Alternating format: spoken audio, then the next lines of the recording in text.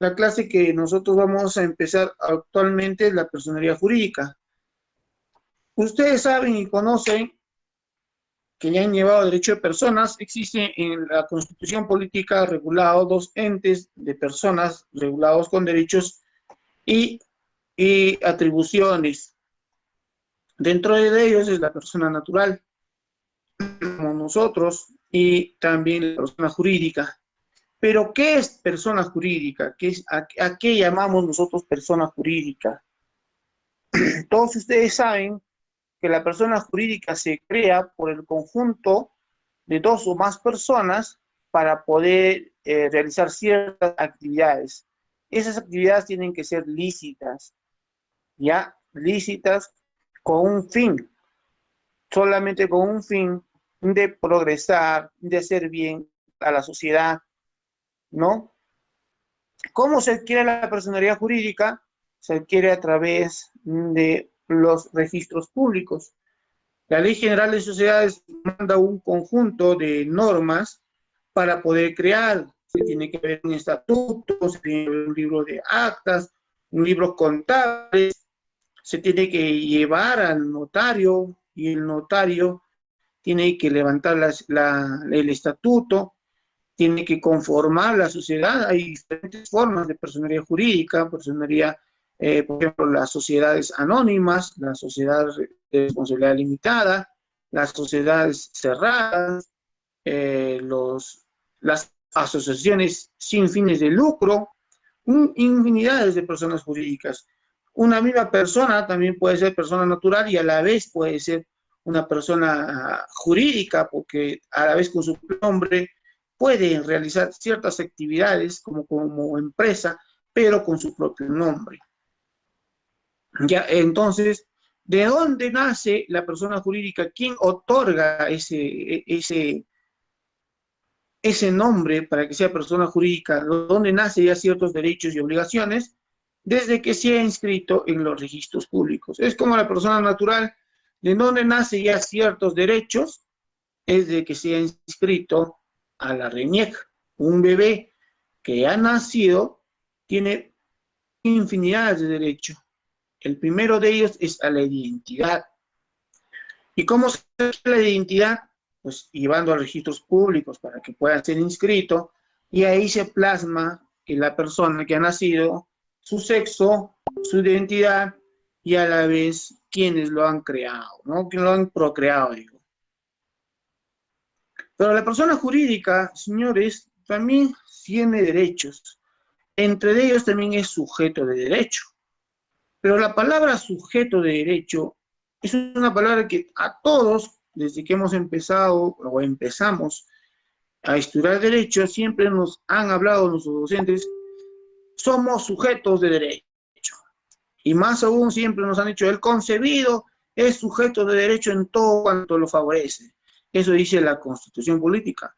El Código de Niños y Adolescentes también dice que es sujeto de derecho desde la concepción. La diferencia entre sujeto de derecho de concebido y sujeto de derecho desde la concepción, ustedes ya lo saben, ya lo han delimitado y no vamos a volver a repetir.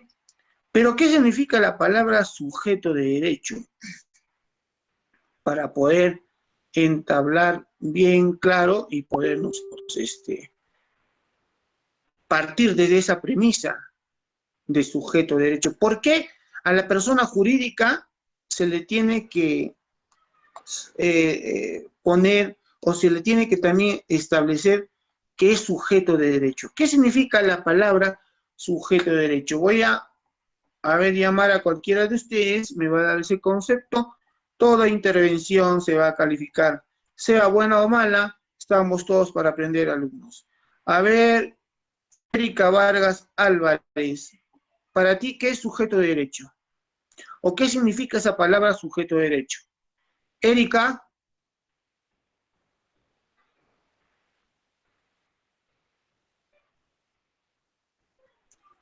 Erika Vargas Álvarez, ¿estás ahí? ¿O ya te fuiste?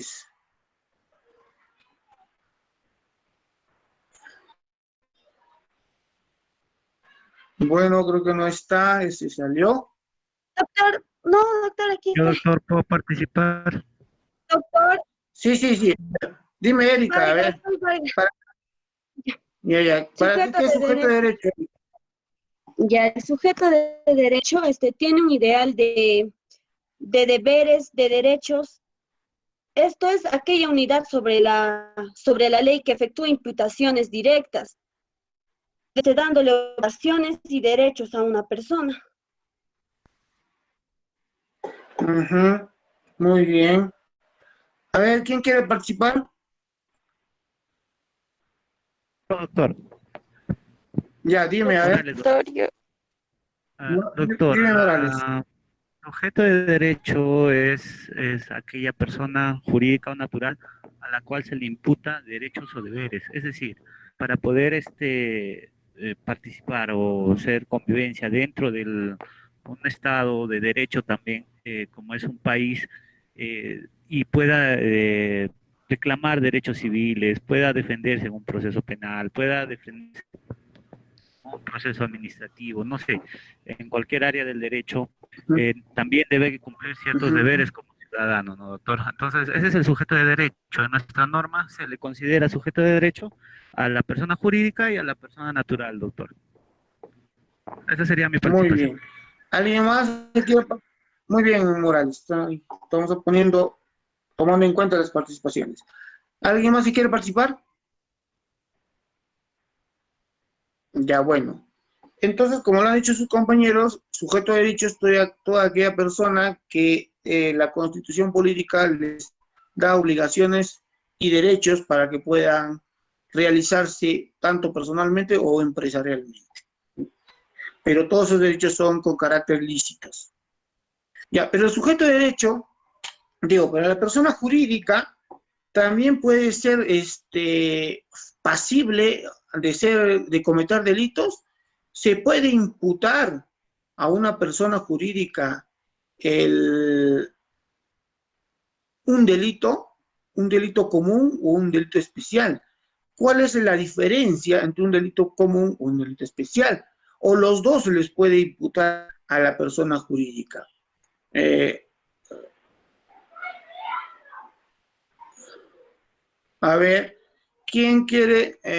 Voy a llamar a Henry Molina.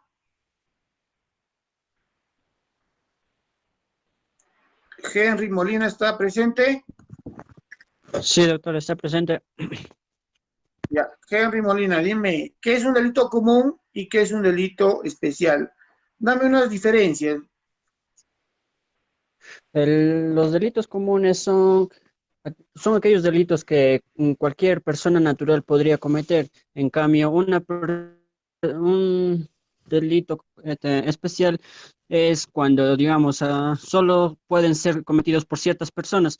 En el ejemplo sería que las personas que están sujetas a la administración pública o disculpe, delitos a la administración pública. Ese sería mi aporte, doctor. Claro, está bien. Delito común lo puede cometer cualquier persona y delito especial lo comete ciertas personas con las debidas características y responsabilidades según el, la ley que le está mandando a actuar. Por ejemplo, como dice un funcionario público, según la función que tenga en el hecho de sus atribuciones, ¿no? Entonces, esa es la diferencia. Cualquier persona.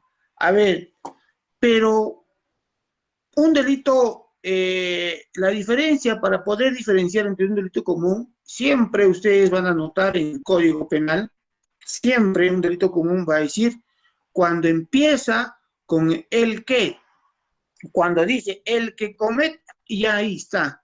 El que se refiere a cualquier persona, sea natural, sea funcionario público, sea un servidor público, cualquiera puede cometer ese delito.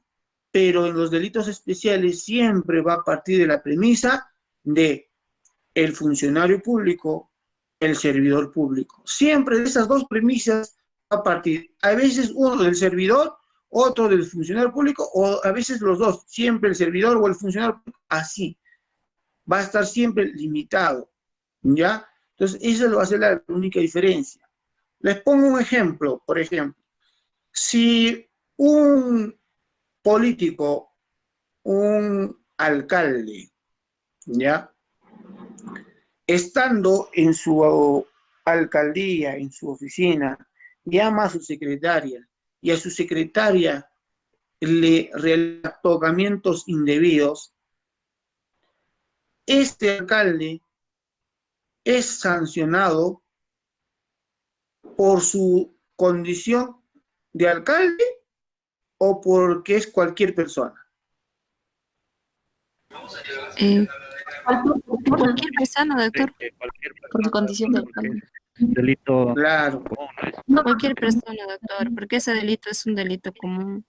Cargo. claro, pero con el agravante de que tenga autoridad, con ese único agravante, que ejerce autoridad, El hecho de ¿ya? ser alcalde, claro, agravaría su situación, ¿no, doctor? Por ser Agrava, porque funcionario ese público. sería Ni un un cargo. agravante. Es sancionado por un delito común, pero el hecho de ser alcalde y cometer a su subordinado, porque él es el jefe, y tocar a su secretaria por ser autoridad, o sea, por ser su jefe inmediato, no por ser autoridad, por ser su jefe inmediato, sí se agrava. Pero si este alcalde tocaría en la calle a otra persona que no lo conoce, que no trabaja para él y nunca, como no trabaja para él para nada, no tiene ningún vínculo contractual con él, solamente en su condición de persona sería ya sin el agravante. Esa sería la diferencia. Y eso, por eso hay que, en el derecho penal hay que delimitar muy bien las cosas. Ya, si es el agente, quién es el agraviado y quién es el imputado. Y en qué condición se encontraba el agraviado en base al imputado o en base al sujeto activo.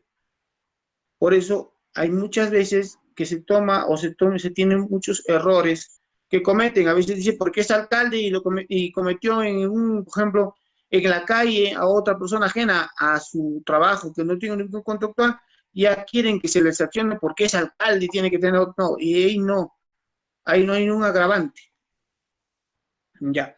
Entonces, como hemos estado mencionando, las personas jurídicas sí son factibles o pasibles de ser sancionados penalmente. Pero ¿quiénes son sancionados penalmente? Los representantes. Los representantes. La ley 30.424 es una ley que se ha dado en el gobierno de Yantumala en el año 2016, donde en el artículo 5 da sanciones administrativas a aquellos entes, a aquellas personas jurídicas que hayan cometido delitos.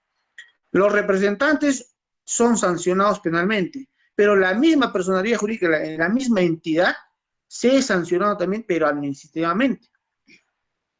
Tenemos los clásicos ejemplos que ya es común, por ejemplo, la personalidad jurídica de Odebrecht. Odebrecht es un ente gigante, una personalidad jurídica transnacional, donde ha cometido delitos de corrupción, tanto en nuestro país como en otros países. Entonces, ellos, sus representantes, están siendo juzgados y sancionados penalmente, pero a la empresa también, el Perú por eso ha congelado cuentas, ha embargado bienes.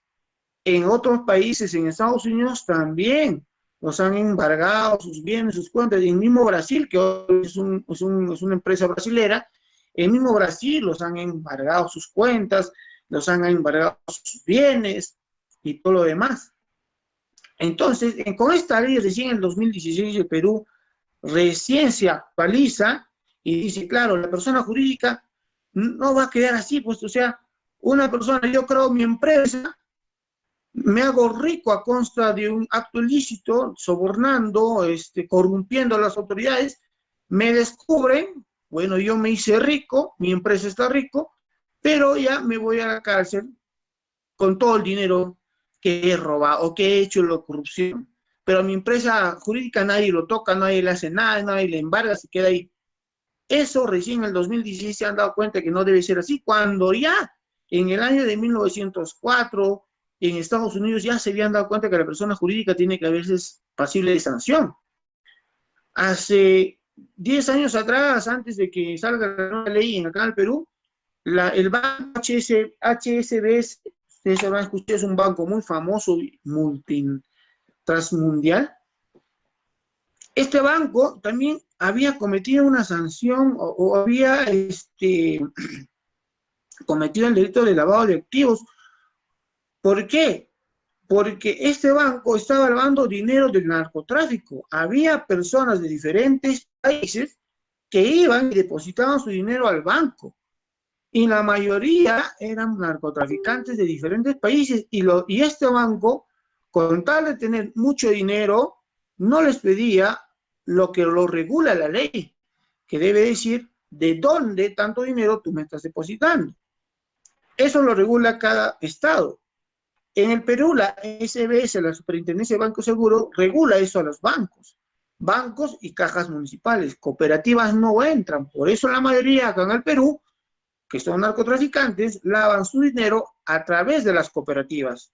Porque los bancos y las cajas municipales te piden un documento. Por ejemplo, si tú vas a depositar más de $10,000, equivalente a más de $10,000, tienes que hacer una declaración jurada y a la vez tienes que demostrar de dónde ese dinero tú has obtenido para que puedas depositar. Tienes que demostrar al banco, por ejemplo, yo soy empresario, he ganado tanto dinero, he hecho esta transacción y quiero depositar, ¿no? La mayoría de los narcotraficantes no saben pues, de dónde, no van a decir, he vendido 1,000 kilos de droga y acá está este dinero, lo voy a depositar.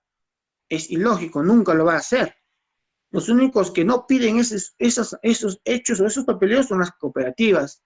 Por eso la mayoría de las cooperativas en el Perú, y eso se hace a la vista gorda del Estado, yo no sé qué está pasando, también la Fiscalía que no está haciendo bien su trabajo en esos aspectos, la mayoría de las cooperativas tienen a sus clientes a narcotraficantes, la mayoría, porque a ellos no les pide que solventen de dónde han obtenido ese dinero.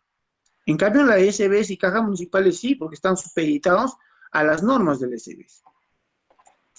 Entonces, cuando se comete un hecho, una persona jurídica comete un delito, esta ley dice, se le puede multar, se le puede inhabilitar, se le puede suspender, se le puede prohibir incluso su funcionamiento en el Estado peruano, se le suspende, se le puede cancelar la licencia que tiene, hasta se le puede clausurar y a la vez se le puede disolver. Hasta el Estado tiene esa potestad de disolver cuando ya en gran magnitud ha causado un perjuicio al Estado peruano, mayormente en los delitos de lavado de activos.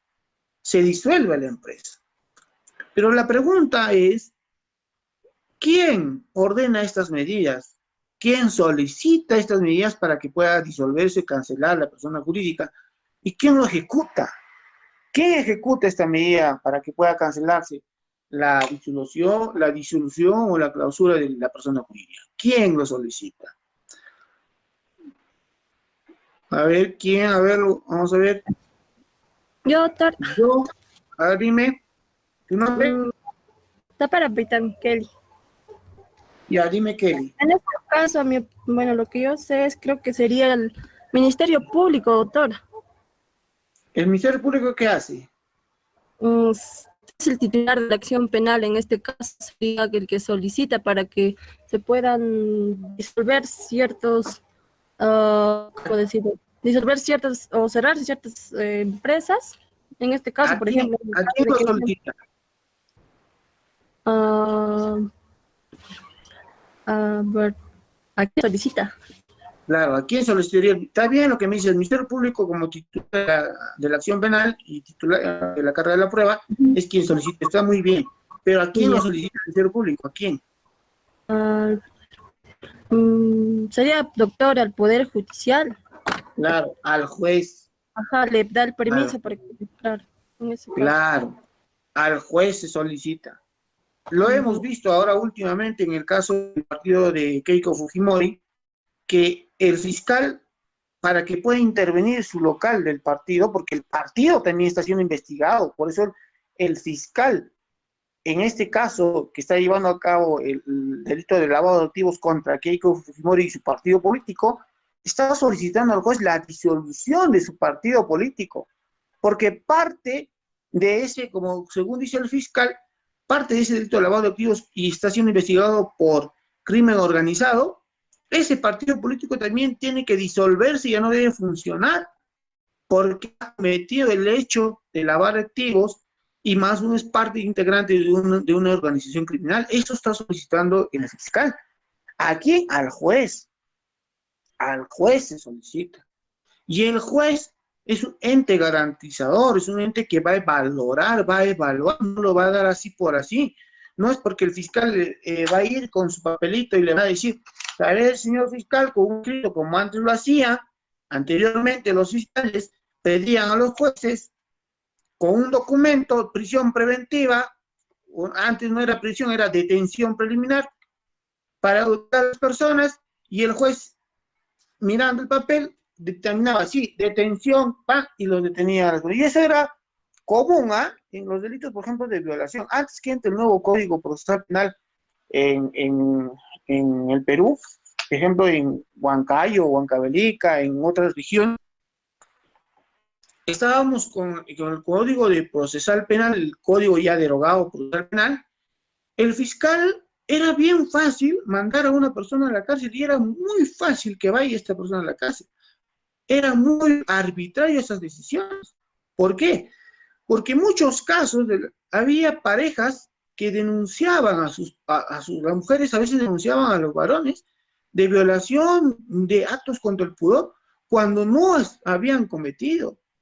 Se iban a llorar a la policía decía, ¿sabes qué? Me ha violado mi pareja, mi tal persona, era mi pareja, pero ya no estamos, y me ha violado. Entonces, viene el fiscal, sin mamita, le toma su declaración, arbitrariamente, sin que la otra parte tenga conocimiento, iban al juez con un escrito de 5 hojas, más la declaración de la señorita, porque ni siquiera pasaba cámara gestas, no había ni siquiera una pericia psicológica a la agraviada, nada de eso.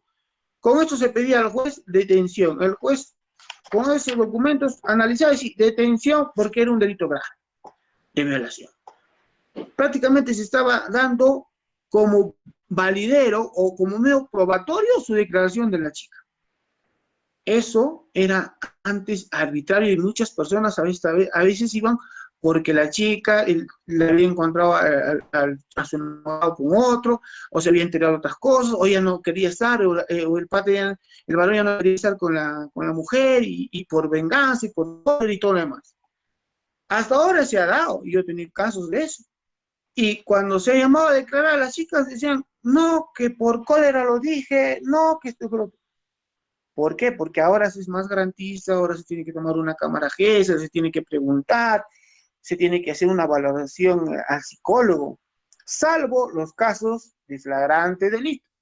Esos sí son flagrantes, como dice, pues con las manos en la masa, se le está capturando, ya pues, ¿qué más puede hacer? Va a decir que no ha pasado. Entonces, todas esas medidas los solicita el fiscal con una documentación necesaria al juez. Le dice, ¿sabes qué, señor juez? Esta empresa ha evadido impuestos, ha empezado a funcionar de tal fecha a tal fecha y no ha pagado, ha dado falsos informes contables. Adjuntas una serie de elementos de convicción que al juez le genera convicción de que sí, en verdad, hay un delito fuerte y grave que sí amerita que se haga un allanamiento o una clausura o una cancelación del local. Entonces el juez, una vez valorado todo eso, recién ordena la cancelación o la destitución de la empresa. Ustedes han visto que en el caso de Keiko Fujimori, el fiscal ha solicitado el allanamiento a dicho partido político, incluso ha salido en la televisión, lo han transmitido cuando el fiscal ha ido con todos los policías. ¿Para qué ha ido a allanar? ¿Para qué? Para recabar documentación que podían haber estado escondiendo. Hasta se pueden llevar las computadoras y se lo han llevado los CPUs, porque ahí también está almacenado y de ahí los peritos pueden sacar dichas informaciones. Entonces, estas medidas lo solicita el fiscal al juez y el juez le ordena al fiscal que realice y que cumpla con lo solicitado. Anteriormente era el juez quien hacía todo eso. El fiscal solo pedía, por ejemplo, allanamiento, pero el fiscal no ejecutaba. el que ejecutaba el juez. El juez es el mismo que se concedía a él mismo allanamiento para tal día. No, pero todo eso ya ha cambiado y está haciendo de diferente forma. ¿Ya? Otro que se tiene que tener en cuenta es las causas de justificación en el derecho penal. Ustedes saben que en el artículo 20 del Código Penal está plasmado las causas de justificación. Dentro de ellos es la más común, la legítima defensa, ¿no? La más común, la legítima defensa. A ver, quiero que me digan, ustedes ya han llevado derecho penal, parte general. A ver si está Laura Mariela, Laura Marinela. Laura Marinela está. Sí, doctor. Ya, Laura, a ver, dame oye? un ejemplo de... Y si te oigo. Laura, dame un ejemplo de legítima defensa. Por ejemplo, podría ser de violación sexual. A Por ver, ejemplo, la víctima le asesina, lo que es claro, asesina a su agresor tu agresor. y Claro. ajá, podría ser por legítima defensa, ¿no? Porque Claro, está defendiendo a su agresor de la violación. claro, muy bien, Laura. Eso es lo más común, la legítima defensa. Pero en el aspecto de persona jurídica, ¿se podría invocar la legítima defensa o alguna causa de justificación a una persona jurídica? Legítima defensa no, pues una persona jurídica no tiene acción ni voluntad en esos aspectos. No podría ser invocado una legítima defensa para una persona jurídica. Lo que más se asemeja o lo que más se puede llevar a cabo o solicitar una causa de justificación sería pues el cumplimiento de un deber o oficio, que yo he hablado de un cumplimiento de mi deber o oficio por mi empresa, ¿no? Y por eso he cometido un acto ilícito y presento mi causa de justificación, pero sería muy, como decía en la clase anterior a los otros compañeros de la sección A, sería muy difícil que se invoque eso, o que alguien invoque, una persona jurídica, que alguien invoque una causa de justificación. Sería muy difícil, ¿por qué? Porque para la causa de justificación tiene que haber un estado de necesidad donde tú sería el último recurso que puedas hacer o realizar para salvaguardar tu situación que estás. Como decía su compañera, en caso de violación, como último recurso, tenía que matar a su agresor porque si no salía violado, lo violaban a la chica. O como último recurso, yo tenía que matar al ladrón, o si no me mataba, pues, con un cuchillo me disparaba primero a mí, para robarme. Pero una persona jurídica podría,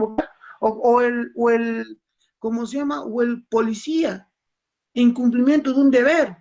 Como último recurso tenía que entrar definitivamente, pues, a la casa donde estaban los delincuentes para poder capturar, porque estos delincuentes, si no, se escapaban y se iban, nunca más nadie les iba a ver. ¿No? Es un deber en cumplimiento de sus funciones. La causa de justificación, en cambio, una persona jurídica, ¿qué podría ser? Un administrador, un gerente general, un contador podría decir, no, como último recurso tenía que maquillar, pues, los contables, porque si no, el dueño me votaba. Pero eso es algo irregular, no sé, nadie podría invocar eso. Nadie puede ser, nadie está obligado a hacer lo que la ley no manda o actos ilícitos que uno ordena. Para eso han estudiado, para eso son profesionales, y hasta una persona del campo sabe muy bien que si va a estafar, está cometiendo un delito, y que si va a falsificar, también está cometiendo un delito. Entonces, sería no lo veo por ahí, no lo he encontrado, le he estado analizando, revisando si existiría causa de justificación en una persona jurídica, pero no lo veo porque para poder yo, por ejemplo, ganar la buena pro como persona jurídica, sé que a mi empresa le falta un requisito, pero quiero ganar esa obra, ¿qué haría? Como ha pasado con Odebrecht ha soltado dinero a los funcionarios públicos para que le otorguen la buena prueba a ellos. Entonces, de esa forma ha ganado. Entonces, de esa forma, sabiendo, conociendo el hecho, está cometiendo el delito. Conocimiento, voluntad de poder realizar. Eso se tiene que descartar en la legítima defensa. El conocimiento de la voluntad tiene que ser necesaria, a la fuerza, ¿ya?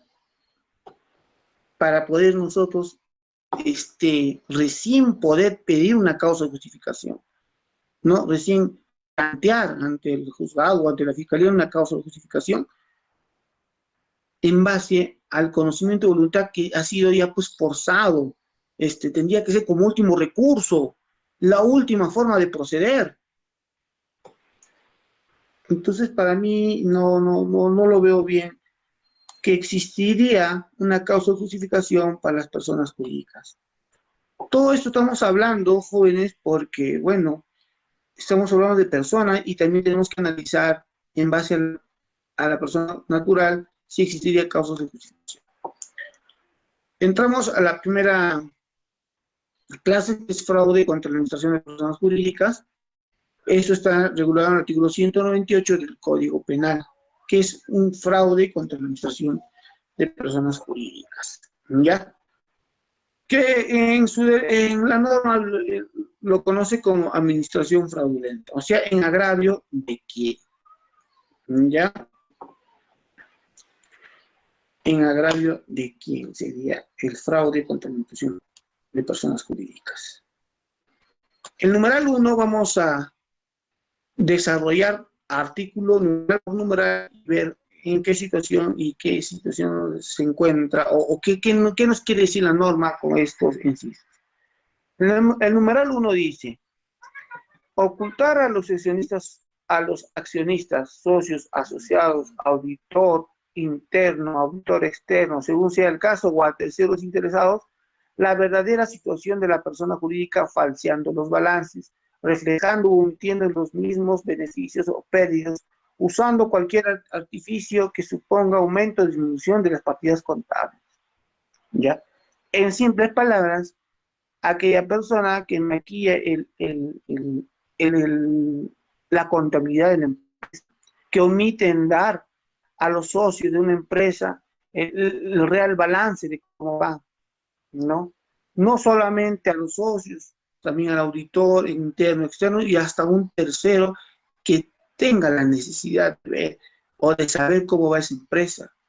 Muchas empresas grandes acá en el Perú están basados en socios y esos socios no son personas que trabajan en la misma empresa, contratan un tercero como un gerente, un administrador, un contador, para que puedan ellos llevar a cabo bien una empresa y ver de dónde surge utilidades, de dónde surge dinero, de dónde se produce pérdidas o ganancias. Contratan a personas especializadas en esos hechos. Y ellos son los que deben rendir cuentas, pues por eso que la Ley General de Sociedades determina que cada empresa debe tener por al menos una vez al mes una reunión para poder enterar de cómo va la empresa. Un socio no puede desentenderse de esa empresa y decir: bueno, yo soy socio de esa empresa, ya verá cómo va, a mí que me paguen nada más. Entonces, este señor puede ser tal vez que haga actos ilícitos a consta de la empresa que tiene y el socio nunca va a pedir explicación.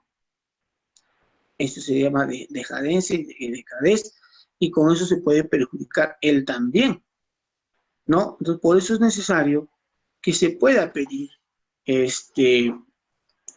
balances, se pueda establecer mecanismos, formas y también obligaciones a dichas personas que estén trabajando. Pero en este artículo tenemos que diferenciar y ver quién es el sujeto activo, quién es el sujeto pasivo y cuál es la modalidad típica del delito. Para este delito, para esta norma o este inciso que hemos hablado, el que falsea o no informan los balances económicos o omiten dar el balance económico a la empresa, ¿quién sería el sujeto activo? Brian Zulka, para ti, en esta norma, ¿quién sería el sujeto activo? Brian, Sí, doctor, dime, me escucho. ya, dime, Brian, ¿Me ¿quién puede sería el sujeto? ¿Quién sería el La sujeto pregunta? activo? Sí, Brian, Ya. escúchame. ¿Quién sería el sujeto activo en este delito de omisión a balances económicos a los socios? ¿Quién sería el sujeto activo? Bueno, con el ejemplo que hizo sería el que oculta el balance Pero ¿quién? ¿Quién? Pues, ¿quién más o menos? ¿Quién? En una empresa. ¿Quién tendría la obligación de ocultar el balance? un trabajador, un funcionario. No, un trabajador sí, pero Presumo funcionarios, aquella persona que trabaja para el Estado. que tiene una Sería pues autoridad, el gerente, el contador o el no, un administrador, gerente, claro. ¿cierto? Claro, él Sí, sería el sujeto activo. ¿Y el sujeto pasivo quién sería? Brian, la entidad, doctor, afectada. la entidad, ¿no? Y también serían los socios, siempre en cuando esta empresa tendría socios, ¿no? Sí, sí, Claro. doctor. Muy bien, Brian. Entonces, acá sería sujetos activos, sujeto activo sería pues tanto el gerente, el administrador o el contador que tienen esas obligaciones de poder informar cómo va el balance económico de la empresa. Y el sujeto pasivo sería pues tanto la empresa como los socios, si esta empresa tendría socios. Pero, ¿cómo diferenciamos qué tipo de sujeto pasivo sería la empresa o qué tipo de sujeto pasivo sería los socios? No vamos a poder los dos sujetos pasivos, sujetos pasivos, la empresa no, tenemos que diferenciar. Por eso existe el sujeto pasivo de la acción y sujeto pasivo del delito. ¿Quién sería sujeto pasivo del delito y quién sería sujeto pasivo de la acción? Sujeto pasivo del delito sería pues la empresa directamente, porque en base a esa empresa se está perjudicando, se está utilizando mal los informes contables, se está omitiendo los informes contables. Y sujeto pasivo de la acción sería pues los socios, que contra ellos se le está omitiendo, se le está falseando, se le está dando una información errónea a lo que es. Allí sería la gran diferencia entre sujeto pasivo del delito y sujeto pasivo de la acción. Entiéndanlo bien, jóvenes, y toman apuntes si pueden, porque yo les voy a dar pruebas de casos. Y ahí ustedes me tienen que sacar quién va a ser el sujeto pasivo de la acción, quién es el sujeto activo y cuál es la modalidad típica y cuál fue el argumento de defensa que ustedes pueden tener, tanto para defender y tanto para poder acusar. Así va a ser las pruebas que yo les voy a tomar. ¿Ya? ¿Cuál es la modalidad típica del delito? Bien claro, olvídese la norma. La modalidad típica de este delito es falsear el balance, falsificar, omitir. Esas son las modalidades típicas de este delito. ¿Ya? Por eso tenemos que ver y ubicar también estos delitos, los verbos rectores. Para cada tipo penal hay que ubicar el verbo rector. Por ejemplo, este delito. ¿Cuál sería el verbo rector en esta modalidad? Es, bien dice, hay que leer por eso, ocultar o los accionistas socios asociados al auditor externo, según sea el caso, la verdadera situación jurídica falseando los balances. Habría uno, verbo rector, ocultar. El otro verbo rector también que sería en este delito el falsear, ¿no? Falsear y ocultar la verdadera balance económico de la empresa. En cada tipo penal hay que diferenciar y sacar el verbo rector y eso nos va a ayudar a nosotros a comprender más la norma y a ubicar cómo se realiza y cuál es la conducta típica o la modalidad típica de poder establecer la norma penal. Ya, jóvenes. Entonces, hasta acá sería la primera clase. La siguiente clase vamos a analizar las otras normas más, son 8 incisos que tiene para poder pasar al delito tributario. Antes, falta 15 minutos para que acabe la clase. Voy a volver a pasar lista. Espero que no se hayan retirado. Voy a pasar desde